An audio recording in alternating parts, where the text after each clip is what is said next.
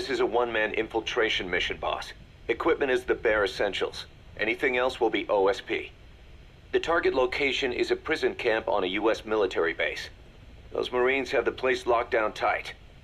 Your only backup will be one extraction chopper. We can't send anything else. You won't need to.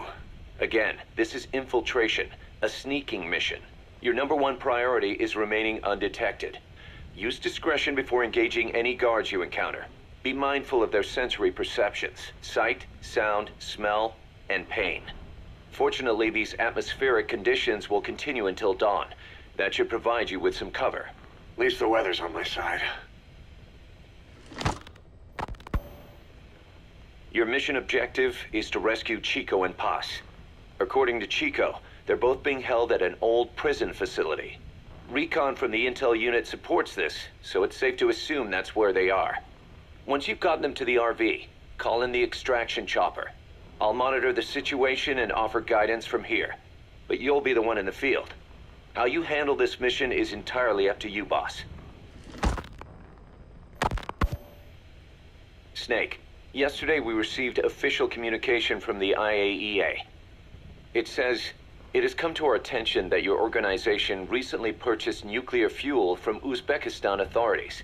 We request permission to inspect your facilities. What a load of bullshit. Yeah, they're after Metal Gear Zeke's nuclear warhead. I'm betting this is payback from Cypher after Paz's leak. Using the UN. There's no telling how much influence they have.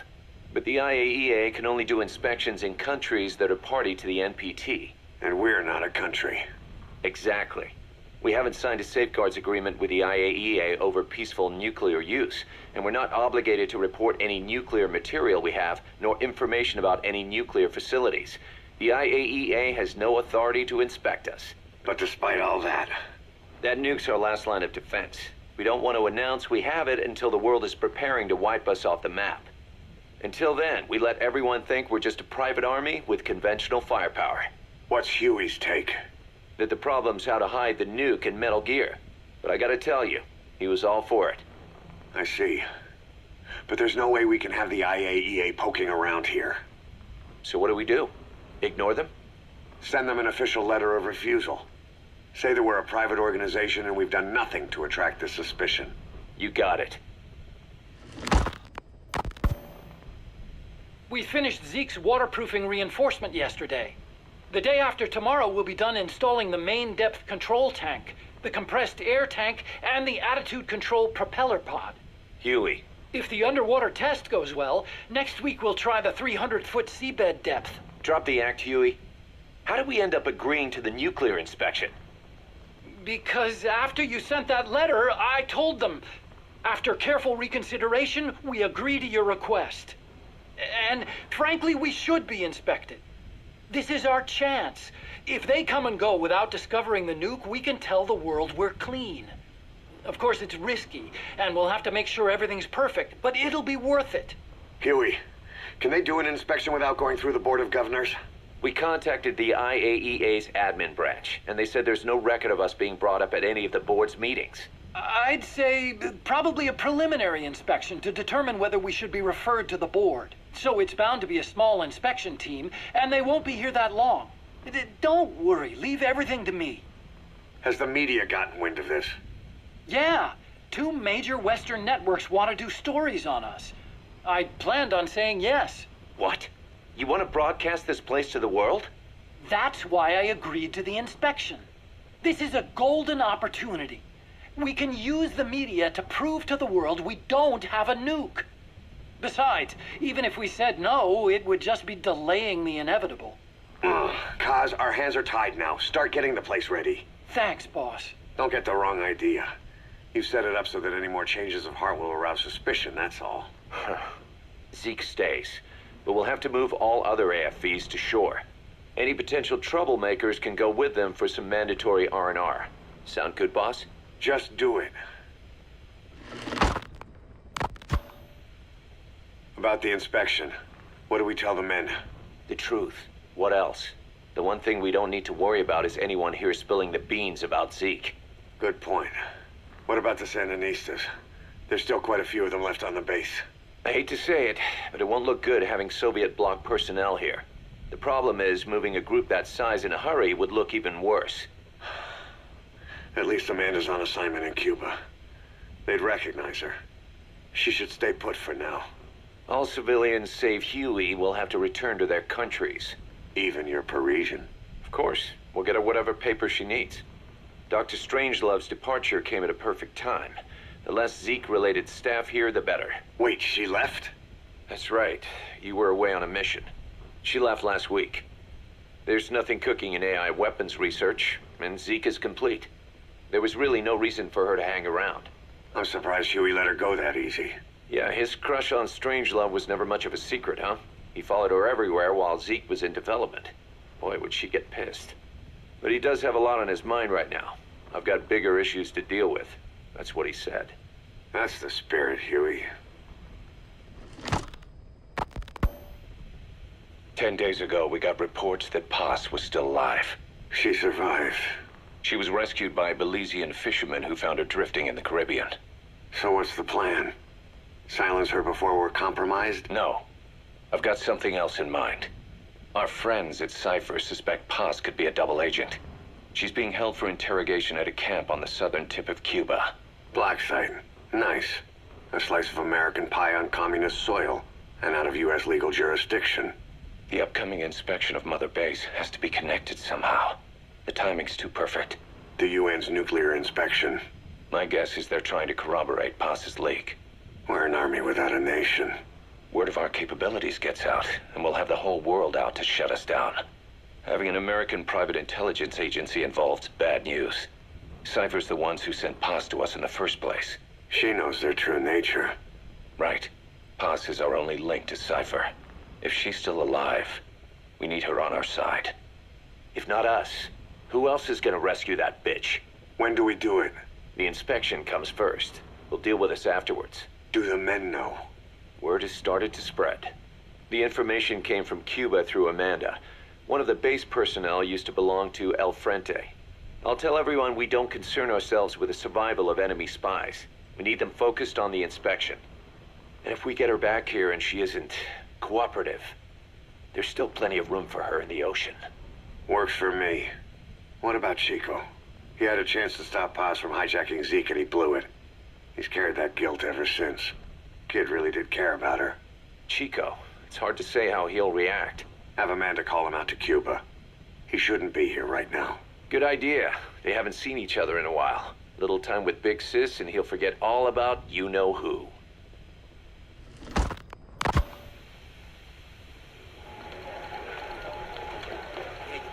What? Still no sign of Chico? What's going on? It's Amanda in Cuba. Our resupply package arrived, but Chico wasn't with it. Relax, Amanda. I'm sure he's just exploring Havana or something. First time in the big city. Could have gotten carried away. Cos, wait. The boat Chico was on, did it stop anywhere before it got to Havana? Yeah, it had to refuel at Santiago de Cuba. You don't think... Oh, shit. You gotta be kidding me. He does this now? It's 60 miles from Santiago to the prison camp. Chico used to cross the mountains with the older Sandinistas like it was nothing. He'll make that in 3 days. Still, even if he does find his way there... You know how reckless he can be. Chico thinks we've abandoned Paz. That's why he's doing this. We'll start by having the intel detachment in Cuba look for him. We can't let him be captured. There's some cages to the east of a big building. East an old grassy facility. That's where we are. Help me, Snake. It's a setup. We have no choice. Yeah, if Chico talks, he could blow the new cover up. We can't hold off until the inspection's over. When can we be ready? It'll take at least 16 hours to confirm the flight path and prep a bird. The intel unit has started reconning the area. Sounds like I'll have to miss the inspection. Boss, we'll just have to send someone else to get them out. No. I'll go. Yeah, Chico and Paz would only take orders from you anyway. And we can't go taking on those Marines at the base head on. It's gotta be off the radar, and it's gotta be you. Hold down the fort, Cos. Snake, you can forget about civil liberties where you're headed. God only knows what they'd do to you if you got caught. Do not let that happen. The Cubans leased the land to the U.S. as a gesture for helping them gain independence from Spain. The deal remains in effect until both countries agree to dissolve it, or the U.S. abandons the land. That's why America still operates the base even after La Revolucion. Problem is, it's leased land. Meaning it isn't American soil, so the U.S. Constitution doesn't apply there. That allows them to withhold its civil rights protections. Yeah, that's Uncle Sam's excuse. The area was originally only for detaining refugees from countries like Cuba and Haiti. But a few years ago, the CIA and its like started using it as a black site. Enemies of the state are renditioned there and subjected to extreme forms of interrogation. You can bet Cypher had a hand in that. As you'd expect, American and other Western human rights organizations aren't allowed anywhere near the place. What happens there disappears down the memory hole.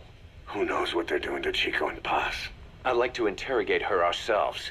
But if worst comes to worst, make sure she's dead. Chico, on the other hand, we have to bring back. Fast. He knows too much about us. Cos? The area is surrounded by mines placed by both the U.S. and Cuba, making escape on foot impossible. You're heading into the Lion's Den, Snake. Don't take this one lightly. Come back in one piece. Yeah.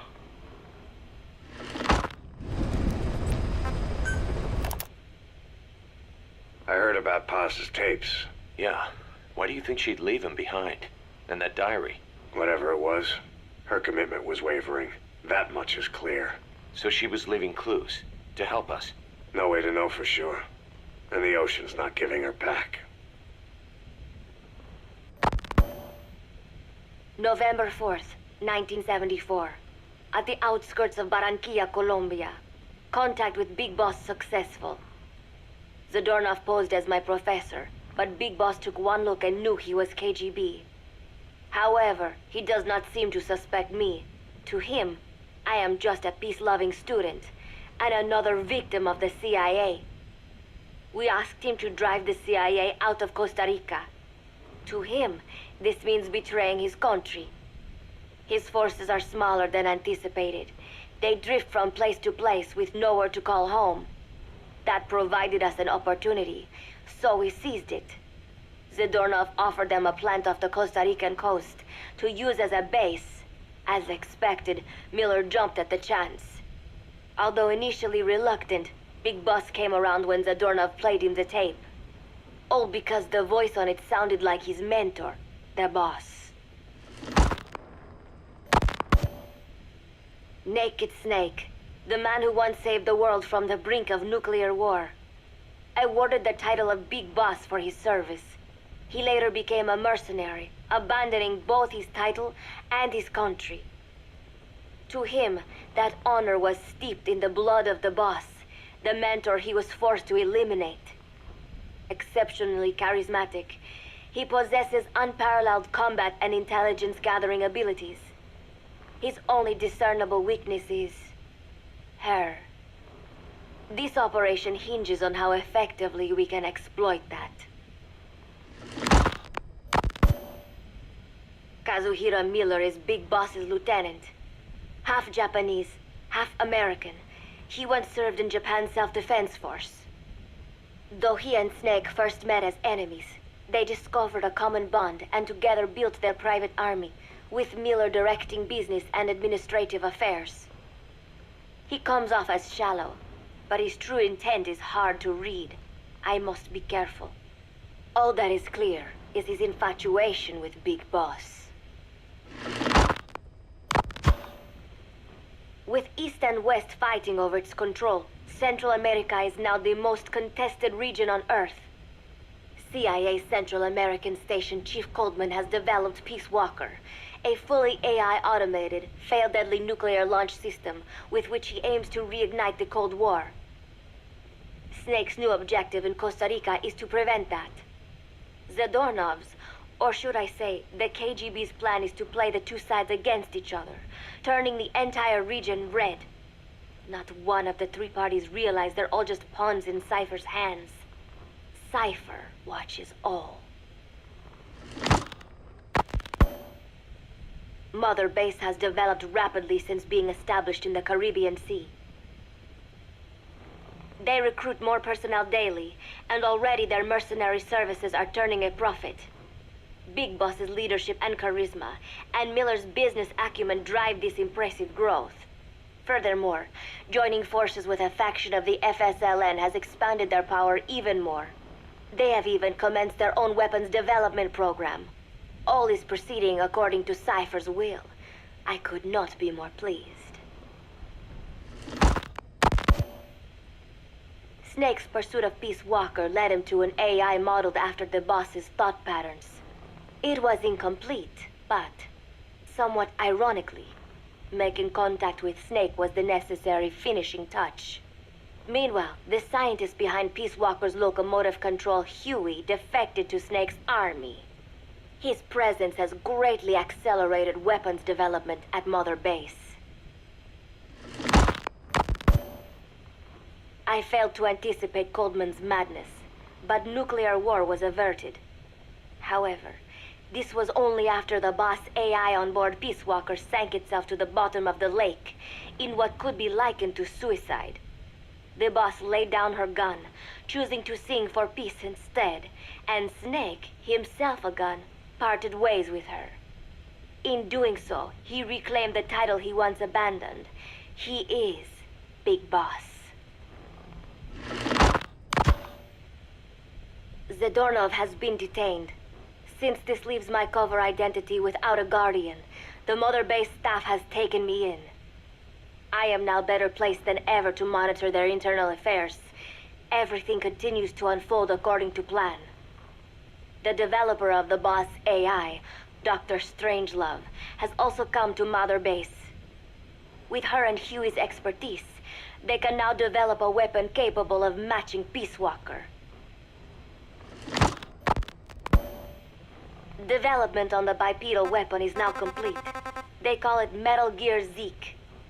It stands there like some sort of mystical guardian. The soldiers gaze on it with pride and reverence. Big Boss has elected to arm it with a nuclear weapon.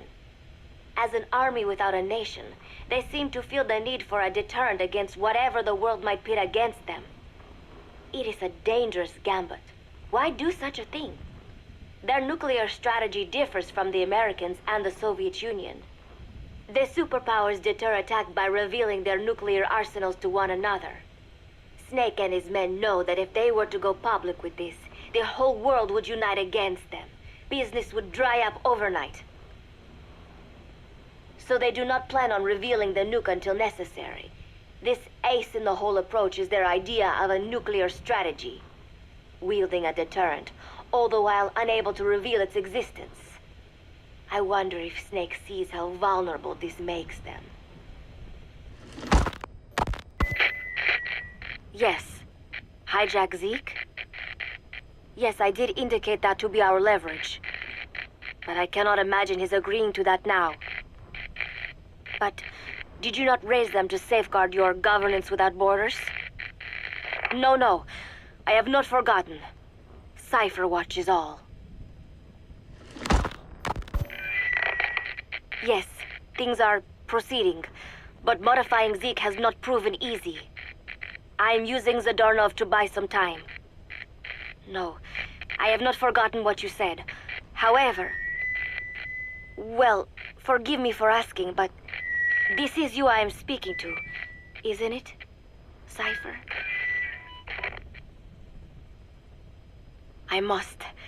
I will fight Big Boss. The world must be ruled by a single will. To defy Cypher is a fate worse than death.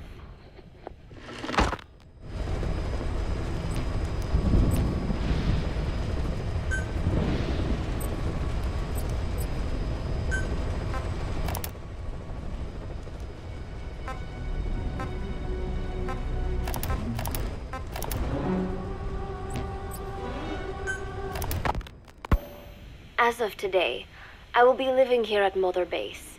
Now my real trial begins. Zadornov was paying my room, board, and tuition, but he has since been captured.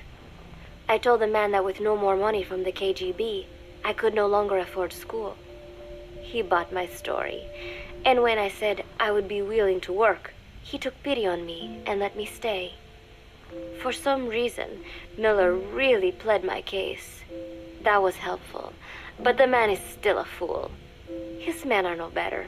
They think their training makes them strong, but that kind of strength is nothing in the face of true power. And better yet, they wait on me hand and foot, believing I am just a schoolgirl. Looks like I won't be working too hard after all. Just today, while scouting out the living quarters, I saw a group of them in the corner of the deck making a fuss. Going over for a look, I saw they were feeding a kitten. A bunch of grown hard men, and they're the ones acting like schoolgirls. Look, isn't he cute? What is wrong with them? Disgusted, I just nodded and smiled. I must stay in character after all. I indulged their chit-chat for a few moments. Then one of them asked me to give the thing a name. They had just taken it from its mother. I named it Nuke. I improvised some nonsense about how our compassion for living things can help prevent wars. The men gave me a little fish. I held it out in my palm and the kitten happily ate it up. What a pathetic, feeble creature. It sickens me. Today, Chico invited me to go fishing with the soldiers. I suppose finding one's own food does have its merit, but I prefer not to be involved in such a degrading task.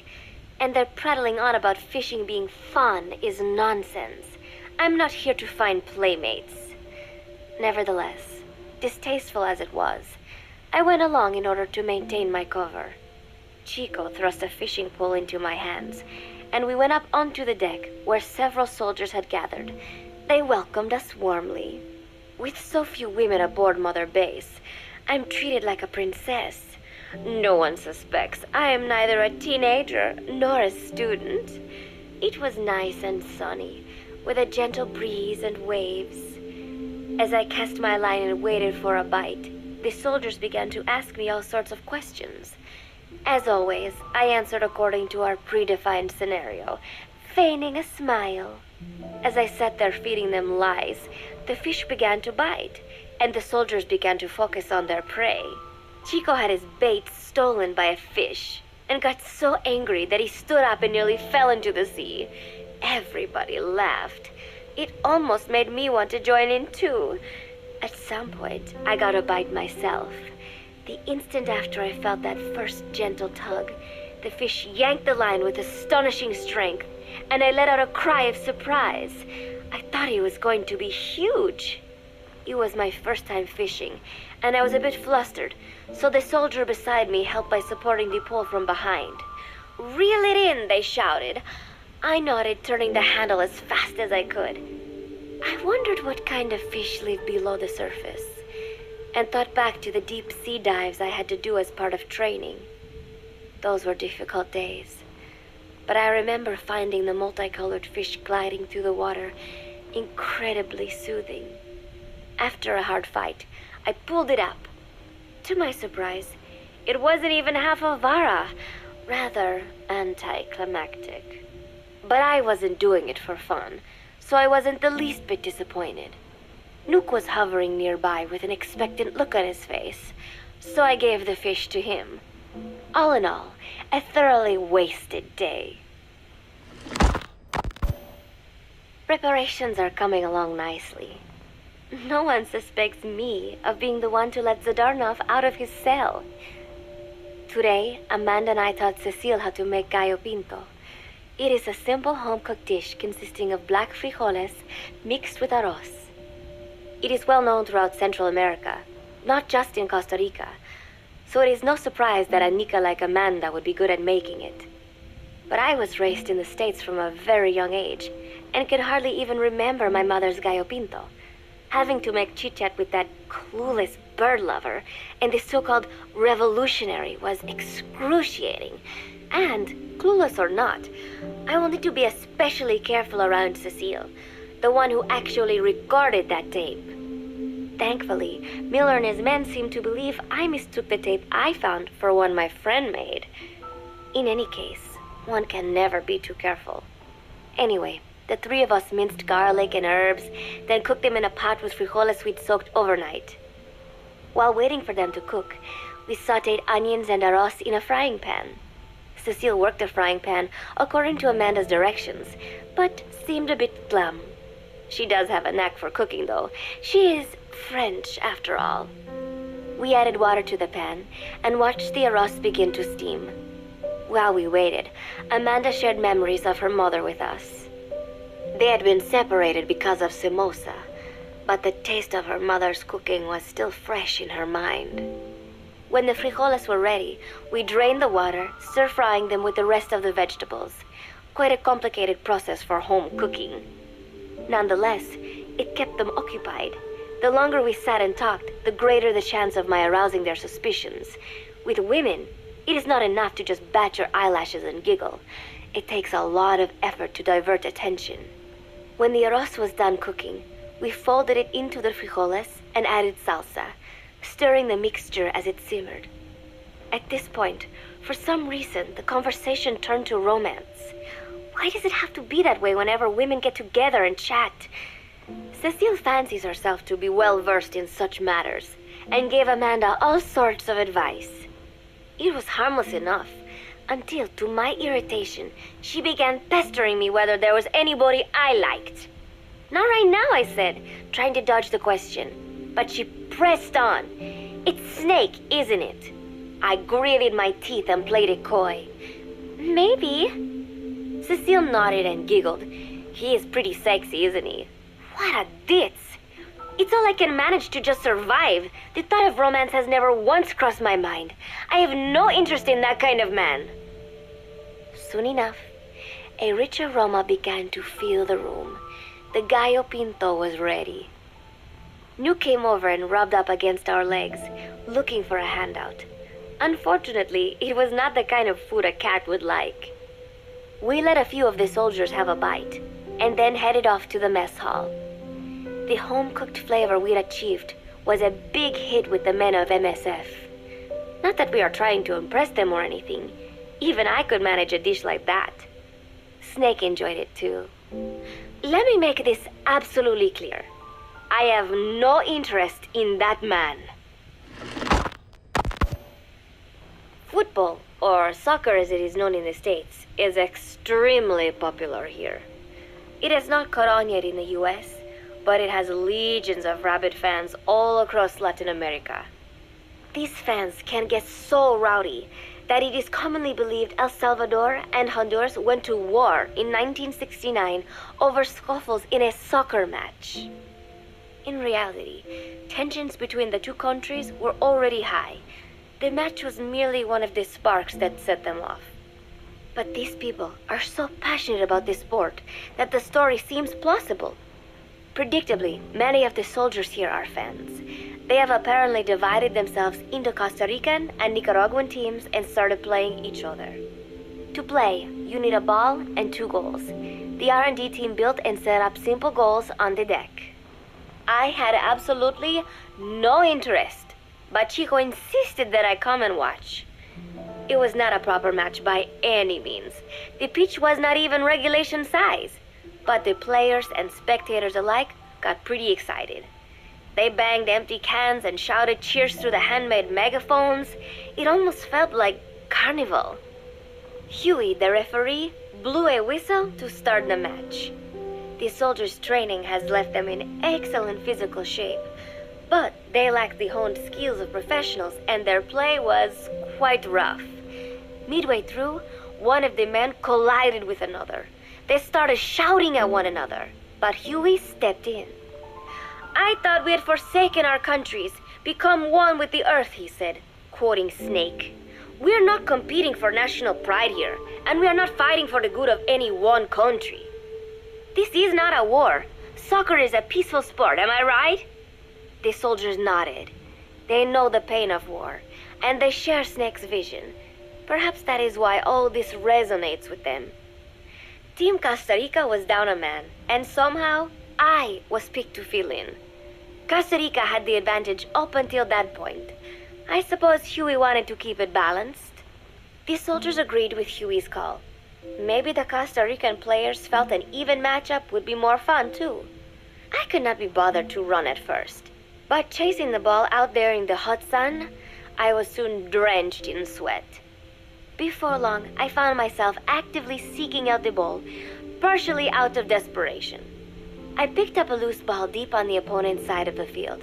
Even though he's Nicaraguan, Chico cheered me on, yelling, "Go for it, shoot!" I launched the ball as hard as I could, only to have it blocked by the keeper. Disappointment only increased my determination. In the end, I didn't score a single goal, and Costa Rica gave up its lead. It was really close, though. We congratulated each other on a good match and sprawled out in the shade on the deck, exhausted. The ocean breeze felt so nice on my sun-soaked body. Nuke came over. It is one of his favorite spots, and stretched out next to me. And together, we watched fluffy white clouds drift lazily across the clear blue sky. It was lovely out today, so I decided to sun myself in a lounge chair up on the deck when Strangelove came up to me. Despite the heat, she was in her usual long sleeves and pants. I waved at her. She looked away and mumbled, "Hello there. Fancy meeting you here." I asked if she needed anything, feeling her eyes creeping up and down my body like she was savoring it. Finally, she swallowed and said, "You have such beautiful skin." Bewildered, I shook my head and said, "No, not at all. I had heard rumors that she was a lesbian, but she couldn't be after me, could she?" She continued to stare and said, "No, it is beautiful, but you must not let yourself get so tanned." And then she took my hand in hers. "What is wrong with a little sun?" I asked, trying to cut the conversation short. But she shook her head violently. "No, you mustn't. A young lady should take better care of her skin." She was acting strangely now, as if aroused. She lectured me on the perils of tanning, how it ages skin, causing wrinkles and spots, and in the worst cases, even skin cancer. I knew already that tanning could cause spots, but I thought only pale-skinned Anglo-Saxons had to deal with that.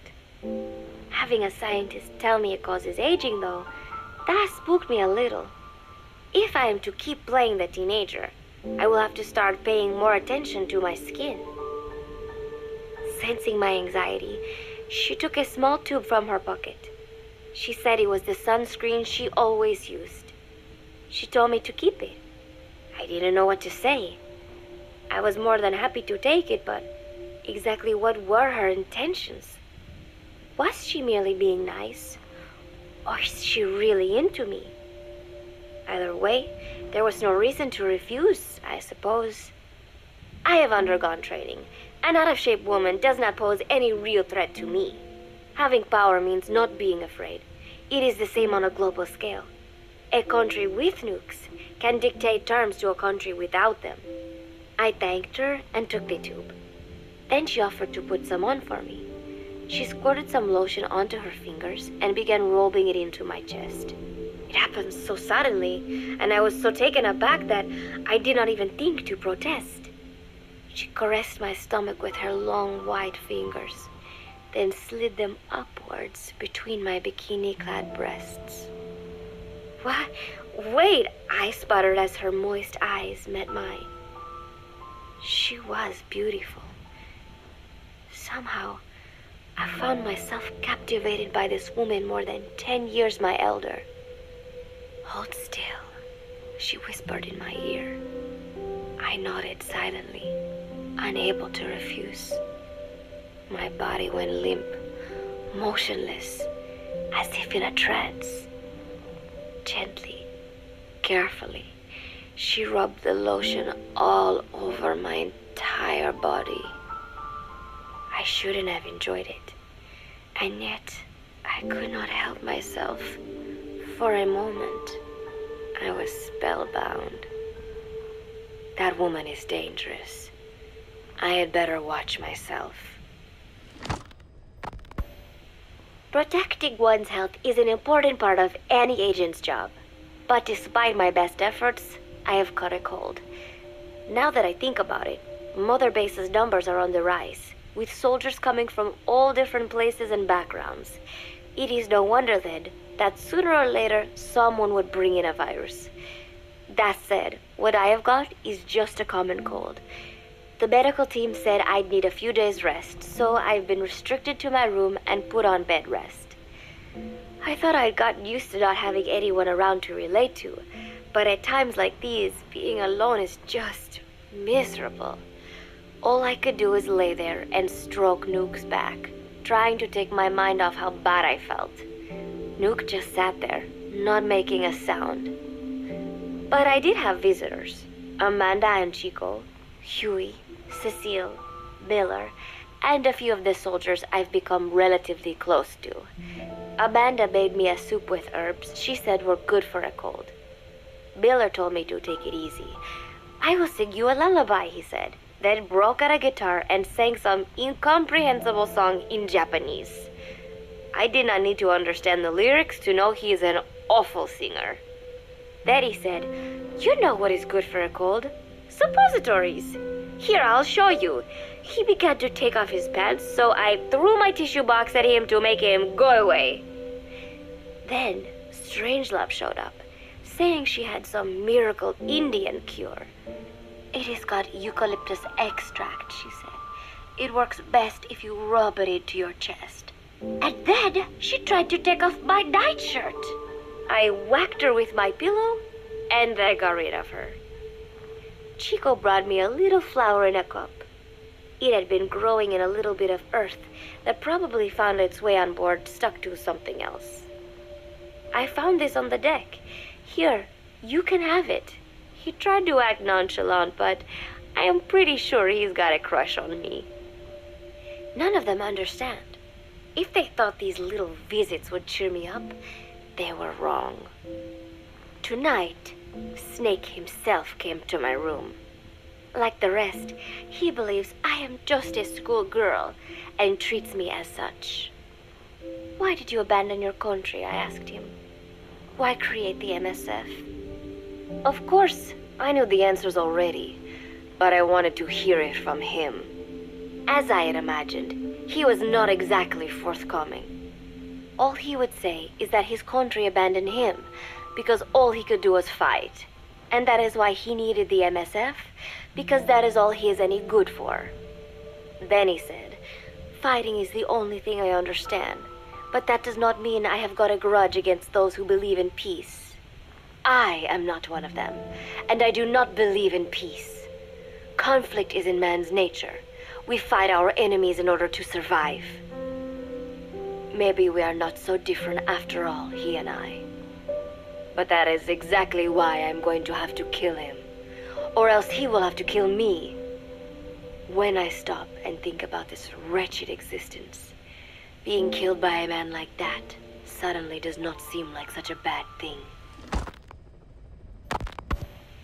Every month, Mother Base throws a party for all the soldiers whose birthdays fall in that month. There is something strange about a military organization having parties. Really though, it is just an excuse to drink and make noise. It is not easy to get alcohol on a fortress in the middle of the ocean. Most days they are training from dawn till dusk. They do not have time for things like drinking. That is why Snake and Miller came up with the idea to give everyone a chance to let loose. Obviously, a bunch of boors like that are not going to bother with blowing out candles on a cake. Rather, they sit there in a cloud of cigarette smoke, drink beer, eat meat, tell tasteless jokes, and swap crude insults about one another's hometowns. But it hardly ever breaks out into something serious. They talk up a storm, but they're just having fun. It is funny. You have got members of FSLN rubbing shoulders with the UCLAs, people who once would have considered the other mortal enemies. I wonder if that is what makes Big Boss so popular. In leaving their countries behind, they leave their hatred for other countries too. Miller seemed a little protective of me. "Hope they're not being too crude," he said. But soon enough, he too was drunk. He yelled, "Come here! and take a look at the real Kazuhira Miller. Then dropped his pants and mooned everybody. The other soldiers burst out laughing. I have never seen such a crude, ridiculous party before. And yet, all these people, laughing and acting the fool. Is this what they call peace? For some reason, I began to think about all that has happened since I came here. Fishing with Chico, cooking with Amanda and Cecile, playing soccer, having visitors when I caught a cold. When I stop and think about it, my time here has been the most peaceful of my life. But that is about to end. I cannot imagine he will be willing to negotiate. It seems I am to fight the legendary Big Boss. I do not know if I'll be able to beat him. But if I have to choose between death and defying Cypher, I will gladly choose death. The thought of dying does not scare me. But if I disobey my orders, the fear and despair awaiting me will be far worse than anything I can imagine. It was Cypher who took me in as an orphan, gave me food and a place to live. His orders may have been unreasonable, but I will never repay my debt entirely. It seems I have no choice. I must fight this man. I must fight Snake. Do you know Miller, Snake's right-hand man? Apparently has got at least one serious weakness. He is an insatiable womanizer. He does not bother me, most likely because he considers teenagers off-limits. But he has hit on every single one of the few female soldiers here at Mother Base. They ought to be telling him where to stick it, but end up falling for it so easily. I think some of it stems from the fact that he is actually not that bad looking.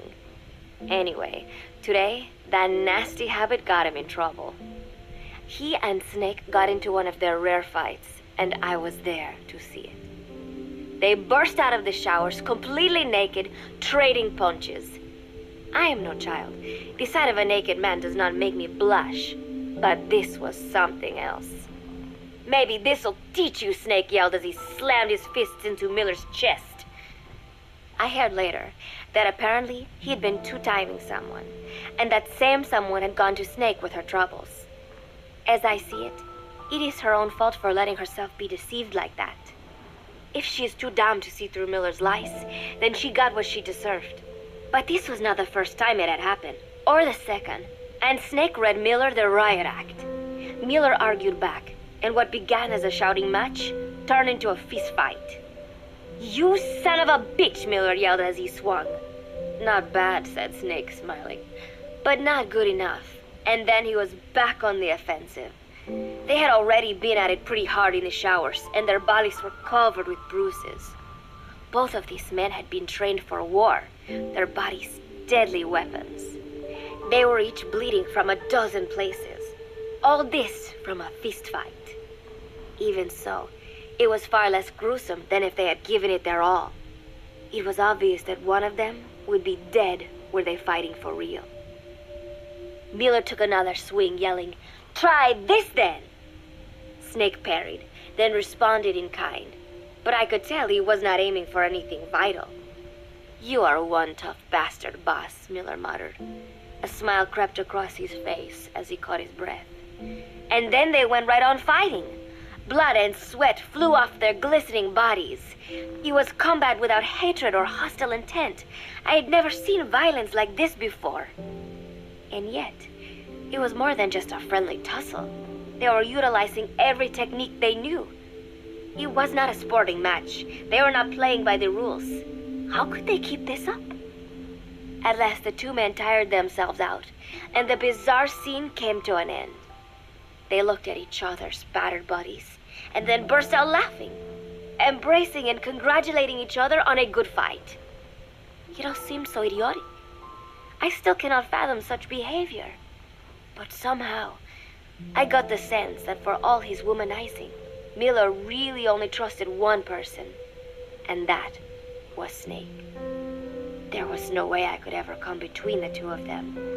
And at that thought, I began to feel as if I had lost.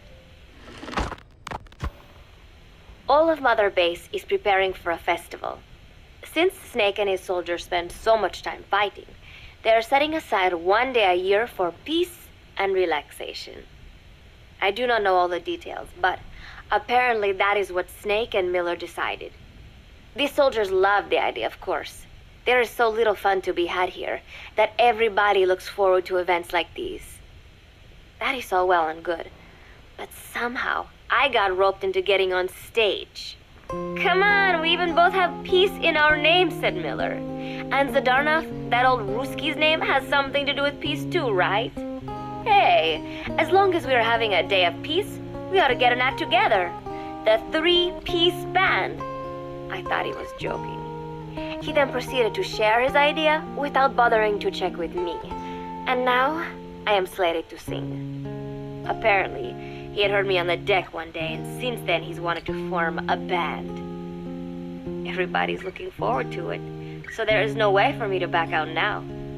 I've never done anything like this, but it does feel kind of nice to know that people are looking forward to it. I mean, it cannot be any worse than Miller's singing, but modifications to Zeke are already finalized, and I must complete my mission. Betray Cypher now, and I will face a fate far worse than death. Still, there's no need to put things in motion just yet. What difference would it make to just wait a little while longer? A whole day of peace. The mission can wait until after that. Can it not? I know I am only delaying the inevitable. When the day comes, one of us will have to die. Snake or me. But still, if I could just come up with some way to stall Cypher, at least until our day of peace. When did I start having thoughts like this? My cover is blown. They know nothing of Cypher or my true objective, but they know I am a spy. There is no more time left. I must act now. I must complete my mission. How did it come to this? All I wanted was 3 more days. Just 3. Miller's already finished writing the song. It is called Love Deterrent. It is about a girl who cannot express her true feelings. I have been practicing. I am no pro, but I was pretty sure I would do a decent job. And now this. Cypher found out that Zeke was complete. He must have someone inside Mother Base besides me, spinning his tightly wound web of control, leaving no room for individual will. Typical. When they found out Zeke was complete, I was ordered to execute the operation immediately. If I was going to enjoy just one day of peace, I had to ensure the plan could not move forward. I tried to sabotage Zeke. I thought by damaging the drive system, they would have no choice but to delay their plans. I waited until midnight, and then snuck into the hangar. There would be trouble if it looked like sabotage. I selected one of the drive system's load-bearing parts and carefully worked to warp its shape. The leg's drive system requires a high degree of precision to operate. Even the smallest deviation would have done it. Then, Chico walked in. Maybe it was one of those nights where he could not sleep. In any case, he saw me, panicked, and took off running. It would have been easy to kill him, but I could not. I know he likes me. It is not as if I would ever have an interest in a child like him, but I could not pull the trigger. Not at him, not in the back. Will he tell them? Or is there a chance he will keep it a secret? Protect me? No. He knows now. Knows I am not who he thought I was. He ran without even questioning what I was doing. There is no chance he does not know. And soon, all I have built here will end. And if Cypher has another agent among them, if he finds out I tried to sabotage Zeke, this place will no longer be my heaven. Then it is settled. I make my move now. Chico walked in before my sabotage was complete, so Zeke should still be operational. It might not run at full speed or power, but I do not have time to fix that. Without Zeke, I do not have a chance in hell of winning. I must act fast before Chico sounds the alarm. I knew it would come to this. I just did not think it would be so soon. It is time, Zeke. Metal Gear Zeke. Activate.